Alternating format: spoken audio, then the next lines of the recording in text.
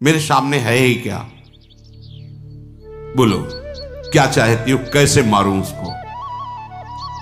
बस धर्मराज तक ये बात नहीं पहुंचनी चाहिए हमारे और आपके बीच। अगर उनकी आज्ञा हो गई तो फिर मैं कुछ नहीं कर पाऊंगा। या तो मात्र 13 दिन रह गए हैं, चुप हो जाओ। 13 दिन बाद मैं विराट के सहित कीचक को मार करके तुम्हारे शोक अश्रु पोंछ दूंगा। केवल 13 दिन रह गए हैं अज्ञातवास पूर्ण होने के लिए, तुम चुप हो जाओ। द्रौपदी ने कहा 13 दिन, कल की बात कर रहे हैं, अगर कल वो नहीं मारा गया रात्रि तक तो मैं अपने प्राण त्याग दूंगा। मैं सत्य की शपथ खाकर कहता हूं, तुम बिल्कुल चिंता मत करो। द्रौपदी ने कहा मैं सब दुख सह सकती हूं, लेकिन कोई मेरे पातिव्रत धर्म पर आंख उठा के देखे तो मैं नहीं सह सकती। भीमसेन ने कहा एक कीचक नाम ही कल मिट जाएगा, शांत हो। अब मैं तुम्हें जो उपाय बता रहा हूं वो तुम सुनो। कीचक तुम्हें पाना चाहता है ना, तुम उससे प्रेम से मिलो, बुलवा उसको अपनी तरफ। उसे कहो मैं समझ गई, आप जैसा सुंदर बलवान और इतना आप मुझे चाहते हैं, मेरी भूल थी जो मैं आपका विरोध कर रही थी। मैं मिलना चाहती हूं आपसे।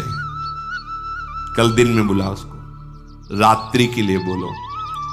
उसे कहो कि नृत्यशाला में दिन में नृत्य शिक्षा दी जाती है, रात्रि में कोई होता नहीं, हम आप मिलेंगे।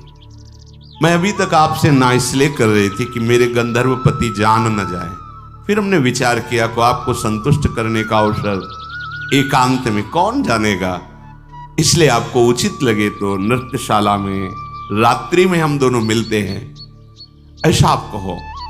और तुम वहां रहना, अंधेरा होगा ही, तुम छुप कर आवाज देती रहना, आइए महाराज स्वागत है आपका। और वहां जिस पलंग पर, जिस आसन पर बैठकर नृत्य की शिक्षाएं दी जाती है, उसी पर हम होंगे। आवाज छुप कर ऐसी देना कि मानो मैं जहां बैठा हूं वहीं से आवाज आ रही है, तुम दिखाई मत देना, बस सारा काम हम कर देंगे। इस प्रकार बातचीत करके द्रौपदी जी महल में चली आई। रात बीती, सवेरा हुआ। द्रौपदी ने किसी अपनी जो दासियों में निज, उनसे कहा कि तुम कीचक को बोलो कि सैरेंद्री तुमसे मिलना चाहती है एकांत में। कीचक ने जो ही सुना तो उसको तो अरे नाच पड़ा उल्लास से, मिलना चाहती, मतलब एक लात में समझ में आ गया उसके। भागता हुआ आया, एकांत में द्रौपदी जी मिली और कहा कि जब आपने सभा में लात मारा तो मैं समझ गई कि आप बहुत बलशाली हैं, आपसे विरोध करने से मैं बचूंगी नहीं। तो हमने भी सोच लिया है कि बस मेरे पति जो गंधर्व है वो न जान पावे, और आप इतने समर्थ हैं तो आपका विरोध मैं कर नहीं सकती। विराट तो केवल नाम मात्र का राजा है, मैंने देखा बल तो आपका ही है। कीचक आनंदित हो गया, अब तुम जान गई मेरे को, तो आज से मैं तुम्हारा दास और विराट नगर तुम्हारे अधीन, कोई कुछ नहीं बोले। और छोड़ो ये दासी का वेश और जो सुंदर सुंदर पोशाक आभूषण को। द्रौपदी ने दिखावा नहीं, गंधर्व जान जाएंगे, हम दिखावा नहीं चाहती, पर मिलना चाहती हैं आपसे। ये बात आप और मैं, बस दूसरा नहीं जानना चाहिए कि आपको वहां बुलाया गया है जहां नृत्य शिक्षा दी जाती है, और मैं मिलना, ये केवल हम और आप। कीचक लेगा, कोई सांस भी नहीं जानेगा, सांस भी नहीं लेंगे, कोई नहीं जानेगा। अरे आपने आज तो मुझे खुश कर दिया, मैं प्रतिज्ञा करता हूं ये बात कभी कोई नहीं जानेगा, और आज से तुम मुझे अपना दास समझो, अधीन समझो, जो आदेश करोगे उसका पालन करेंगे। सैरेंद्री ने कहा बहुत सुंदर। कीचक ने कहा अब मैं जा रहा हूं, बड़े उल्लसित होकर भोजन पाऊंगा, और शाम होते ही मैं वहां संगीत भवन में पहुंच जाऊंगा। द्रौपदी ने मुस्कुराकर कहा, ठीक है। अब तो कीचक बड़ी प्रसन्नता से गया, जाकर के अपना श्रृंगार, खान पान, द्रौपदी जी ने समय निकाला, भीम के पास पहुंची, बोले काम पूरा हो गया, आएगा। भीम ने कहा बस चुपचाप तुम निकलो, जल्दी जाओ, कोई देख ना पावे। द्रौपदी जी वही अपना भेष, वैसे ही बाल खुले हुए। द्रौपदी जी ने कहा तुम नृत्य गृह में पहुंचो, ऐसी गुप्त जगह चयन करो जहां से हम बैठे, जिस उस वो एक तखत पड़ा था, पलंग पड़ा था, जिसमें बैठकर वो नृत्य संगीत आदि की शिक्षा देते थे अर्जुन, जो बृहन्नला बने हुए थे। उसमें राजासन तो बिछा ही रहता था, उसमें हम होंगे। एक वस्त्र ला के दे दो, तो ऐसे साड़ी ओढ़ करके ऐसे बैठ गए, दीवाल की तरफ मुंह करके। आवाज तुम देना, जाओ पहले छुपो जाके, तुम्हारा कल्याण हो, डरना मत। तुम्हारा स्वागत हो, पहला शब्द ये बोलना। दूसरा, मैं तुम्हें सदैव प्रिय संवाद से संतुष्ट करूंगी, आओ। पर कोई सहायक तुम्हारे साथ तो नहीं है? जब वो कह दे नहीं, तो आओ, मैं मिलन की इच्छा से बहुत व्याकुल हो रही हूं, मैं इस आसन पे बैठी, मुझे देख पा रहे हो? ऐसा बोलना, तुम इतने शब्द बोलना। हिडिंबासुर का वध करने वाले महाबली भीमसेन जो ही अंधेरा हुआ सो गए, ऐसी साड़ी ओढ़ के ऐसे बैठ गए। अब वो तो मदिरा पी के पूरा उन्मत्त होकर के धीरे धीरे, अब उसको तो लगे रहा हमारी तो बात ही हो गई। छिपी हुई द्रौपदी ने कहा स्वागत है महाराज, आप पधारिए। शब्द का परिचय तो है ही, पर रूप नहीं दिखाई दे, रूप सामने बैठा दिखाई दे रहा है। देखो मैं कितने समय से आपकी प्रतीक्षा कर रही हूं। कीचक सज धज करके आया हुआ था, काम मोहित, हर्ष में उन्मत्त, मुस्कुराता हुआ बोला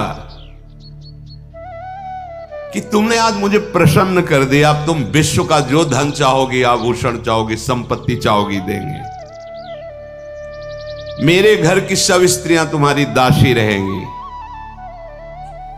ऐसा कह के वो नजदीक पहुंचा तो भीमसेन ने कहा सौभाग्य की बात है कि तुम अभी बोल पा रहे हो, थोड़ी देर में न तुम दर्शनीय रह जाओगे और न बोलने लायक रह जाओ। अब ये मेघ की गर्जना, जहां द्रौपदी की आवाज मृदु और वहां ये मेघ की गर्जना, वो बड़ा आनंदित होकर ऐसा कि आज से सारी हमारी स्त्रियां तुम्हारी दासी रहेंगी, कोई भी चीज मांगोगी मैं तुम्हें दूंगा, मैं आज बहुत आनंदित हूं। तो जो ओढ़े हुए भीम बैठे थे उन्होंने कहा दिष्ट्या त्वं दर्शनीयोथ दिष्ट्यात्मानं प्रशंससि ईदृशस्तु त्वया स्पर्शः स्पृष्ट पूर्वो न करहिचित्। आज तुम्हें स्पर्श का ऐसा सुख देंगे कभी नहीं मिला होगा। आओ, बड़े दर्शनीय हो, आज के बाद देखने लायक नहीं रह जाओगे। बहुत सुंदर बोलते हो, आखिरी बोल हैं, तुम बोल नहीं पाओगे। लगा ये भयानक आवाज कहां से आ गई।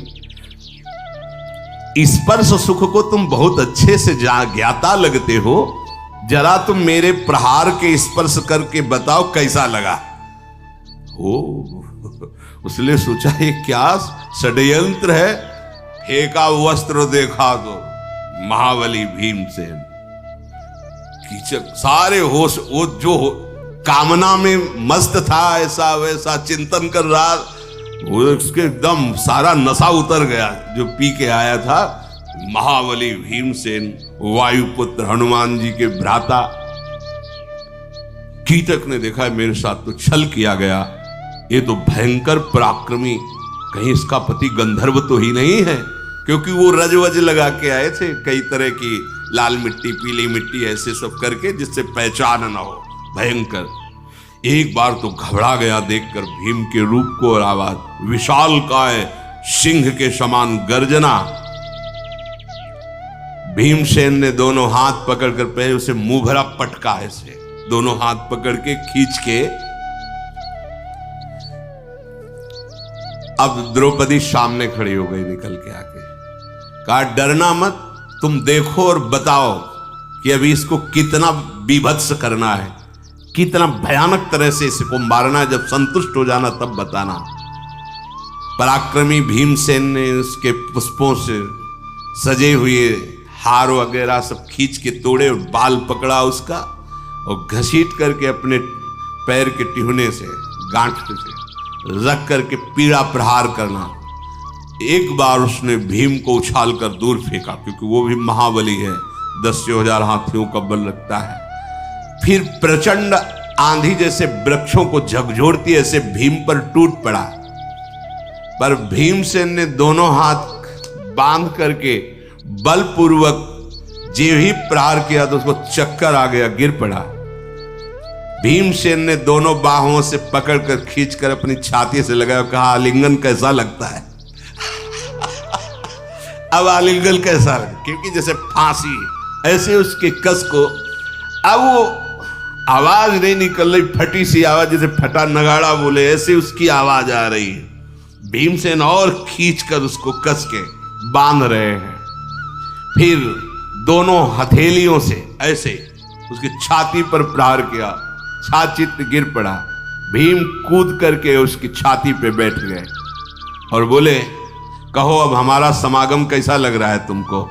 द्रौपदी से कहा बताते जाना इसके क्या क्या कैसे कैसे अंग भंग करे जिससे तुम्हें शांति होगी। भीमसेन ने देखा कि वो मूर्छित होकर छाचित पड़ा हुआ है प्रहार से। 2 घड़ी तक छाती में बैठे 48 मिनट, होश में आवे पहले ना, क्योंकि होश में आने पर फिर पिटाई करेंगे। जब वो फिर होश में आया क्रोधावेश में, तो कीचक का केश पकड़ करके ऐसे पूरे नृत्यशाला में घसीट रहे हैं। तदनंतर देखा कि कीचक बहुत थक गया है। अब वो बहुत विकृत स्वर से रोने लगा, कीचक मुझे छोड़ दो, कभी ऐसी गलती नहीं करेंगे। पर भीम की बाहुपाश में आने के बाद मानो काल की बाहुपाश में आ जाए। द्रौपदी जी ने क्रोध से कहा बिल्कुल मत छोड़ना, इस दुष्ट को ऐसा मारो कि आज तक किसी ने मारा ही ना हो ऐसा। इसके अंग भंग नहीं होने चाहिए, ऐसे स्वभाव में ऐसी स्थिति में इसको पहुंचा दो कि ऐसा किसी ने लाश देखी ही ना हो, ऐसा इसको मारो। जब विराट देखें तो उनकी पिंडलियां कांप जाएं, और जब कोई नगरवासी देखे तो ये विश्वास हो जाए कि ये किसी गंधर्व का ही कार्य है, ऐसा इसे मारो। भीमसेन क्रोध में भर करके कीचक के ऊपर तो बैठे ही थे, जैसे देवाधिदेव महादेव भगवान शंकर ने गयासुर के